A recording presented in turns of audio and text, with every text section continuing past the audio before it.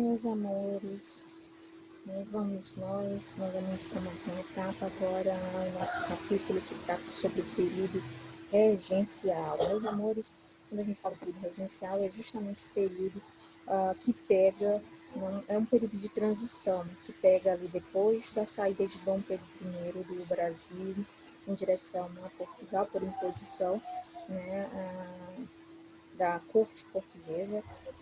E no Brasil, é o período em que nós vamos estar sob o domínio, né, administrativo dos chamados regentes. Primeiro a regência trina provisória, depois a regência única. Então, o Brasil, né, esse período regencial vai de 1831 até 1840. Tá? Não esqueçam disso. Então, durante esse período é considerado o período na história em que mais teve, né, turbulências sociais, porque é o período que a gente tem aí, né, da abdicação de Dom Pedro I, do período em que ele abdica do trono, volta lá para Portugal, onde nós vamos ter 3 motivos que é necessário vocês levarem até para o ensino médio, em geral. Né? Primeiro, vai significar aí, para quem já está no ensino médio, beleza, né? Primeiro, significou, né, a consolidação da independência, obtida ainda pelo governo brasileiro em 1822, mesmo que comprada, porque o Brasil, para adquirir essa independência, teve que comprar por 2 milhões de libras esterlinas essa independência. Segundo, permitiu aí que a aristocracia rural passasse, por exemplo, a controlar diretamente o poder político do Brasil, sem intermediação do imperador. Nesse sentido que a própria aristocracia rural, aqueles grandes detentores de terras, começam a ter muito crédito, muitas terras e a ter uma força muito grande, ao ponto de estarem inseridas ali, gente, dentro do sistema político brasileiro, né? Então, durante esse período do poder aí regencial, dos governos regenciais, essa aristocracia vai ter muito poder. Então, vai chegar um momento que eles vão querer ter mais poder do que os próprios regentes. Isso não vai dar bem. Tanto é, gente, que o próprio imperador Dom Pedro II ele vai ter que assumir o governo brasileiro antes de completar 18 anos, que era a maioridade. Ele vai dar o golpe da maioridade, não porque ele quisesse, né, mas porque havia uma imposição muito grande, porque do jeito que estava o país não tinha como mais continuar. Inclusive, o período regencial é o período que tem a maior concentração de revoltas espalhadas por todo o território, Sabinada, Balaiada, Cabanagem, Revolução Farroupilha, Revolução dos Malês. Então, a gente vai ter uma série de revoltas dentro do território nacional. Terceiro ponto, naquele período ficaram bem claros os conflitos internos da sociedade brasileira, como eu estou falando, né? Vários conflitos vão desencadear aí as grandes revoltas. Olha lá o que a tia Joana falou, né? Aqui na região do Grão-Pará, que pegava um pedaço também do Maranhão, nós vamos ter a cabanagem, que é a revolução aí dos cabanos, pessoas que moravam em cabanas, em casas que não eram de alvenaria, que é tijolo, que moravam realmente em cabanas e queriam ter autonomia provincial de negociar o que eles produziam com quem quisesse comprar, vamos supor. Então, eles não tinham essa autonomia. Além disso, tinha a questão dos impostos também, que eles pagavam e esses impostos não retornavam para eles em forma de serviços. Aqui nessa região do Maranhão, nós vamos ter, entre o Maranhão e o Piauí, nós vamos ter no Piauí o início da balaiada, que vai ser chamada aí, né, a Batalha do Genipapo, que vai ter como principal algoz o Fidié. Aí nós vamos ter a segunda etapa dessa balaiada, gente, em Caxias, no Maranhão, tá? Idealizada aí principalmente pelo escravo chamado Negro Cosmo, né? Vocês vão ver cada uma dessas batalhas em separado, tá bom? Aí em Pernambuco, nós vamos ter, né, aí nessa região, aqui na Bahia, a Revolução dos Malês, tá? Que eram negros que queriam promover aí uma república islâmica. Eles tinham vindo ali da região do Mali, traziam o islamismo como matriz religiosa. Aqui nessa região de Pernambuco, a gente vai ter uma revolta também que vai ser chamada cabanagem, né? Cabanada, desculpa, cabanada. Então, assim, que também tinha esse cunho, né? Nessa região que pega aí Pernambuco e Alagoas. Aqui nós vamos ter a Farroupilha, a Revolução Farroupilha, que essa vai demorar demais. Tanto é, gente, que ela vai pegar 10 anos, aí você olha disso, só 10 anos.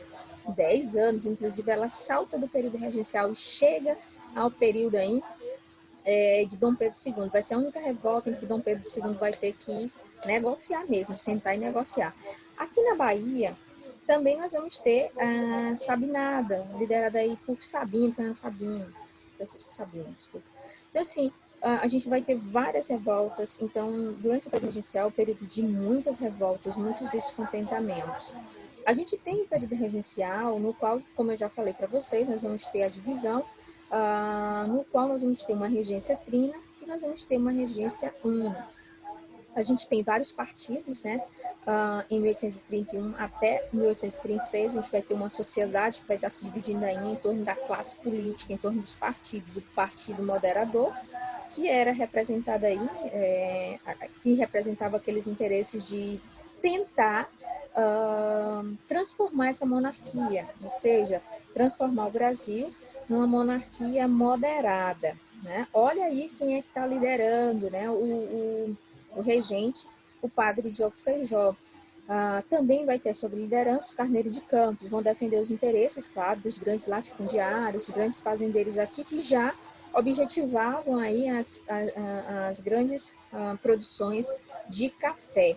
O objetivo era manter a lei e a ordem. Que lei e ordem é essa? Aí você pergunta, que lei e ordem era essa? Né? Manter, por exemplo, a estrutura vigente de ordem, principalmente porque, como está cheio de revoltas aí, a ideia é reprimir todas as revoltas. Que lei era essa? Não existia uma lei propriamente dita, mas se oprimia todas as revoltas. Tinha muita lei da vadiagem, né? Quem fosse pego aí na noite, bebendo, procurando conversa, era enquadrado nessa lei. A gente vai ter o Partido Exaltado, que era representante aí da esquerda, né, liderado pelo Cipriano Barata, que era um cara que escrevia muito, era como, vamos dizer assim, que era como se ele tivesse nos dias de hoje, um jornalista, tinha um jornal, juntamente com o Major Frias, de Vasconcelos. O que é que esses caras vão querer, né? Uma república. Então, tinha muitas críticas envolvendo aí, né, a forma como os regentes administravam o país. Vamos dizer assim, eles denunciavam muitos malfeitos do período regencial. Nesse caso, né, os principais beneficiados seriam as camadas mais populares, e era isso que realmente deveria ter acontecido, mas não necessariamente aconteceu, tá? O Partido Restaurador era de uma direita mais conservadora, que queria aí restaurar a monarquia 100%, com os direitos aí de ter um poder moderador representando aí numa estrutura imperial 4 poderes, executivo, legislativo, judiciário, mais o moderador, no qual o próprio imperador, quando assumisse, teria o direito aí de intervir nos 3 poderes. Aí a gente tem o modelo da regência trina provisória. Essa regência trina provisória, como vocês já sabem, era uma regência que ela mudava a cada 3, vamos dizer assim, a cada 3 meses, né? Eles alternavam o poder. Então, nós temos aí um liberal, primeiro aí Nicolau de Campos, um conservador, que também vai ajudar no governo, Carneiro de Campos, e um militar. Ou seja, essa regência vai ser a regência trina provisória, composta por 3 alas da sociedade brasileira. A trina permanente, ela vai de 1831 a 1835. Eu vou até baixar aqui para vocês verem o ano dessa regência. Olha aí, tá? Da regência trina provisória, como vocês estão vendo. Ela é anterior à regência trina permanente, certo? Então, vamos nós, tá?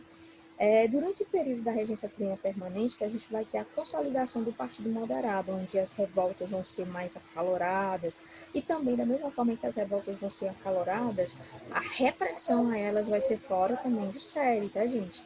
Durante o período da regência trina permanente, que a gente vai ter um retorno aí dos embates da grande reformulação da Constituição de 1824, onde se volta aquela ideia de quarto poder.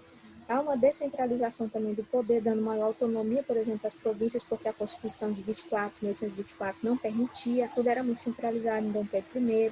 Aqui, com a reformulação dela, a gente vai ter uma maior autonomia nas províncias, a gente vai ter também, dentro dessa descentralização de poder, províncias também reclamando pela falta justamente de poder. Ou umas tinham poder de mais e outras tinham poder de menos. Vamos anexar que a autonomia das províncias é como se hoje a gente pudesse falar autonomia dos estados. Quando a gente fala redução da autonomia municipal, é uma diminuição do poder do município. O Estado está acima do município. Os municípios compõem um Estado. Aqui as províncias eram os estados e os municípios eram, né, a composição desse Estado. Nós vamos ter também a transformação dessa regência trina, que a gente está percebendo que tanto a provisória de cima quanto a de baixo, a permanente, não estão dando certo, e aí se percebe que está na hora de botar uma regência trina, a regência trina não, a regência una, tá? E aí, durante essa regência una, que também nós temos o ano, eu vou até deixar para os slides, a regência está aí, tá? A regência una. Porque tá, o slide ficou muito em cima, não dá muito para vocês verem, tá bom? Então, assim, nós temos o chamado regresso conservador de 1833 até 1840, onde essa regência, é necessário que vocês entendam, tá? A gente vai ter também o país governado por essa regência única, como eu já falei. O principal regente único vai ser o Diogo Feijó, o padre, né? Essa ideia do regresso conservador, que vai de 36 a 40, nós vamos ter o Partido Restaurador, que vai realmente desaparecer, o Partido Exaltado vai estar enfraquecido, o Partido Moderador vai ser dividido em dois, entre os regressistas e os progressistas, onde os regressistas vão ser liderados pelo Bernardo Vasconcelos, que vai idealizar aquele conceito, né, do governo forte, centralizado, onde todo mundo, o exército ali vai ser aparelhado para enfrentar as rebeliões aí de uma forma bastante rígida nas províncias. Nós vamos ter o Partido Progressista, liderado pelo Padre Feijó, onde vão tentar manter aí, né, as ideias liberais. Essa regência de Feijó vai de 1835, como vocês estão vendo no slide, tá? Meu computador está travando, amém, como eu sempre brinco com os meus alunos. Quando a gente está com o computador, a gente tem que ver, né, que é isso aqui, gente, trava mesmo. Não tem como, eu voltou, foi tudo. Voltou, foi tudo.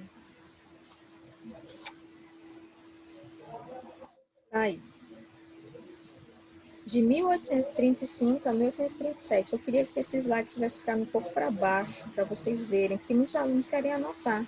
E se deixar em tela alta, está cortando a parte de cima do slide. Mas não tem problema, né? Vai ser assim mesmo. Para tentar a gente ajeitar, né?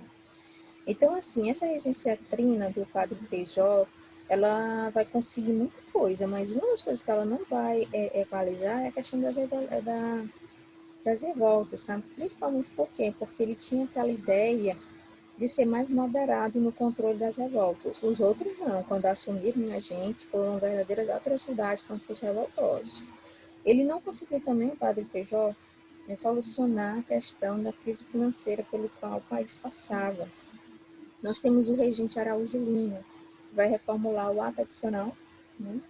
E também vai promover um governo centralizado.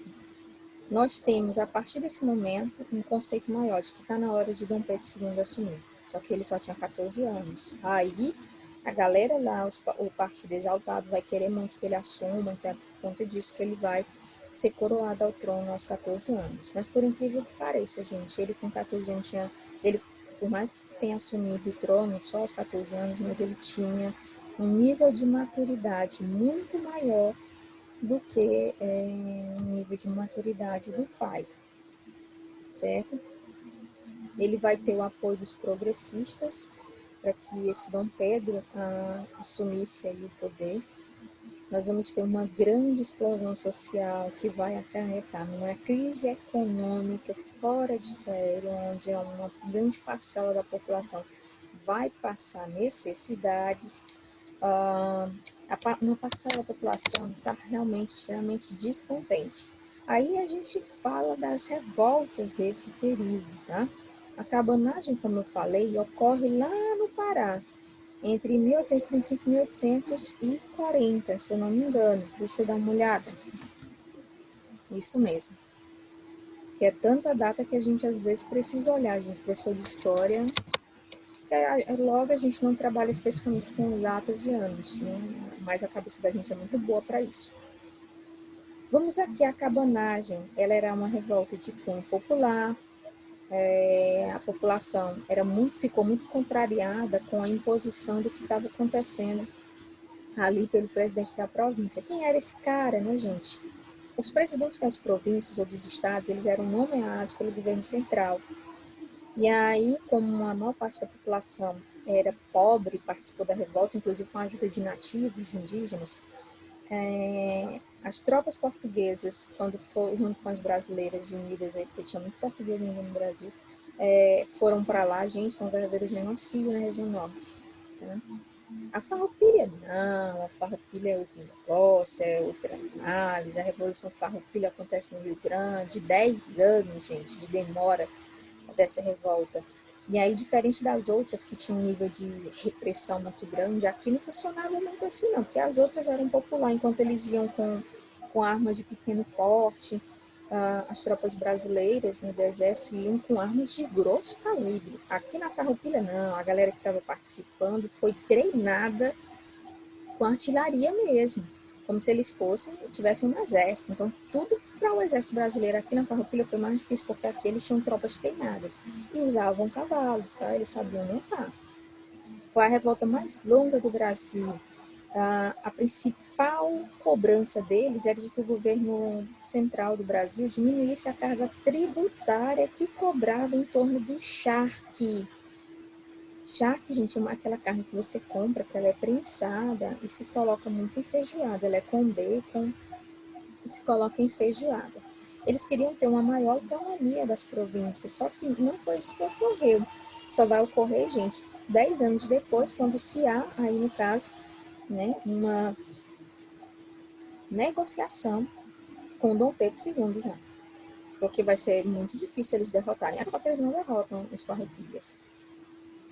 Aí a gente entra de novo forte, né? A Sabinada na Bahia, de 1837 a 1838. Ela é uma revolução, como vocês percebem, pequena de tempo, né? No curto período de tempo, um ano, vamos supor.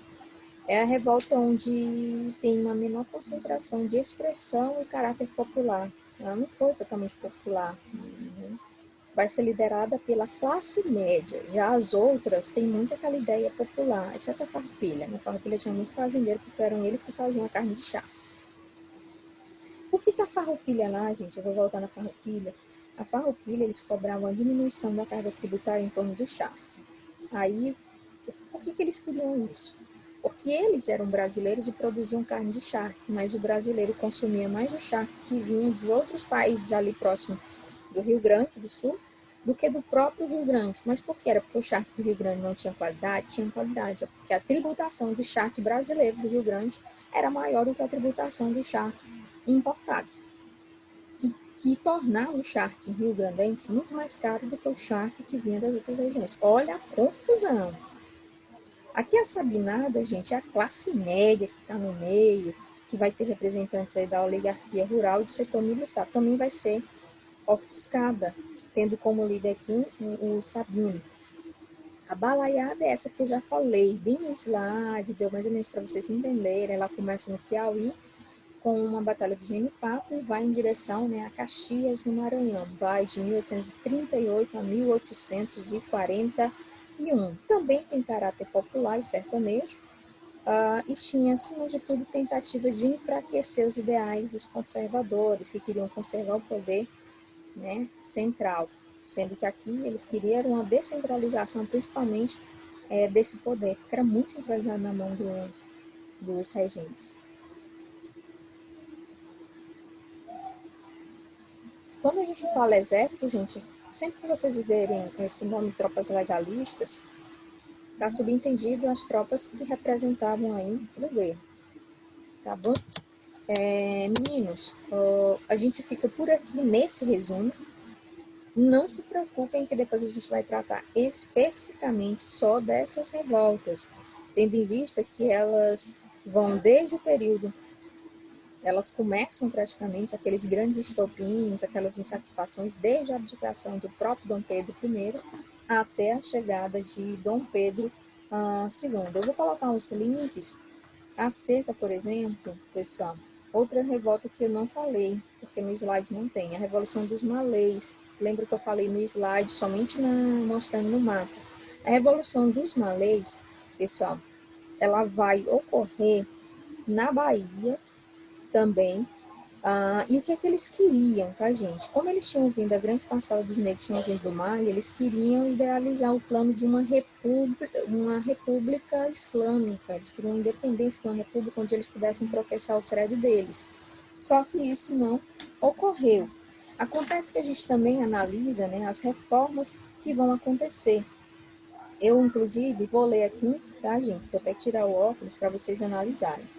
Quem compunha o bloco aí dos restauradores, comerciantes de origem portuguesa, militares conservadores e funcionários públicos de alto escalão, buscavam meios de trazer Dom Pedro I de volta ao Brasil. Olha a confusão, tá? Eles queriam trazer Dom Pedro I de volta ao Brasil, defendiam a monarquia e a soberania do rei, ou seja, desejavam conservar o poder centralizado em uma única figura. Principais líderes, como eu já falei, são aqueles, tá, gente, que tinham ajudado Dom Pedro a fazer a primeira Constituição, aquela de 1824, e depois Dom Pedro vai querer questionar, porque eles só tinham feito a Constituição com 3 poderes e ele queria ser o 4º poder. Quem são os grandes representantes, né, dos restauradores? José Bonifácio de Andrade Silva, Antônio Carlos, que era irmão dele, né, do José Bonifácio, Antônio Carlos de Andrade e Silva, Martim Francisco de Andrade Silva, ou seja, todo mundo é da mesma família. Os liberais moderados, que pertenciam a esse grupo, a aristocracia rural, a burguesia urbana, regentes e outros políticos. O que é que eles apoiavam? Né? Apoiavam a manutenção do sistema monárquico, desde que o poder do imperador fosse limitado por uma constituição. Quem eram os principais líderes? O Cipriano Barata, o Borges da Fonseca, Miguel Frias de Vasconcelos. Os liberais exaltados, quem eram, gente? Pequenos proprietários rurais, a classe média urbana, profissionais liberais, os funcionários públicos, religiosos e parte dos militares. O que é que eles queriam? Queriam amplas reformas políticas, defendiam a descentralização do poder, como a gente já falou, né? E a autonomia das províncias por meio da criação de um Estado federalista, ou seja, maior autonomia para os estados, ou seja, para as províncias. Isto é, composto por unidades estaduais autônomas, como já falei. Alguns defendiam até mesmo a república, ou nesse momento aqui, alguns já queriam até o modelo republicano para que fosse retirado, né, essa ideia de retorno de monarquia, porque dizia que era império, né, mas de fato a gente tem um modelo monárquico no Brasil. Principais líderes dos liberais exaltados, o padre Antônio Diogo Feijó, que foi um regente, lembra? Evaristo da Veiga, Nicolau Pereira de Campos Vergueiro, Bernardo Pereira de Vasconcelos.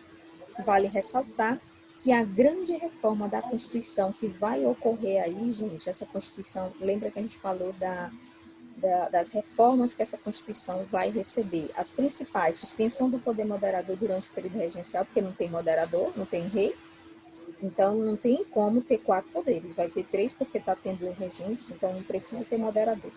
Segundo ponto, criação das assembleias legislativas nas províncias, com deputados eleitos por 2 anos. Então, os deputados provinciais vão ter maior autonomia porque eles vão ser eleitos.